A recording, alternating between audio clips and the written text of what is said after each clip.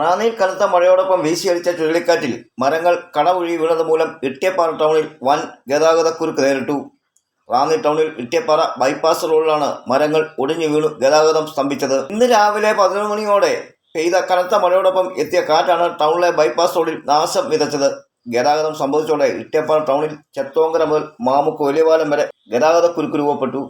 Police എത്തി മണിക്കൂറുകൾ നിയന്ത്രിച്ചാണ് ഗതാഗതം ഒരുവിധം നേരെയാക്കിയത്. ബൈപ്പാസ് റോഡിൽ ചെട്ടിമുക്ക് റോഡിൽ നിന്നും ബസ് സ്റ്റാൻഡ് സംസ്ഥാനപാത റോഡിലേക്ക് ഇറങ്ങുന്ന ഭാഗത്തെ ജംഗ്ഷന് സമീപം റോഡിന്റെ സമീപത്തെ അൽബീസിയ മരങ്ങളാണ് ഒടിഞ്ഞു വീണത്. മരങ്ങൾ വീണത് വൈദ്യുത ലൈനുകൾക്ക് മുകളിലേക്കായതിനാൽ ഇതോടെ 3311 kV LT അടക്കം 10ഓളം വൈദ്യുത തൂണുകൾ നിലം പതിച്ചു.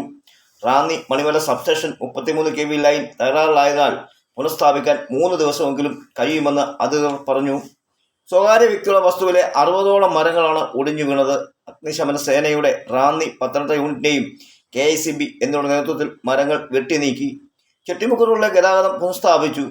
KICB സൗത്ത് സെക്ഷൻ അധികൃതരും പോലീസും ഫയർഫോഴ്സും ഏറെ നേരം പണിപ്പെട്ടാണ് റോഡിലെ മരങ്ങൾ നീക്കം ചെയ്തത്. വൈദ്യുത തൂണുകൾ ഒടിഞ്ഞതിനാൽ പരിസരത്തെ 10ഓളം വീട്ടുകാർ വൈദ്യുത ബന്ധം തടസ്സപ്പെട്ടെങ്കിലും വേഗത്തിൽ പുനഃസ്ഥാപിച്ചതായി KICB നോർത്ത് AE പറഞ്ഞു.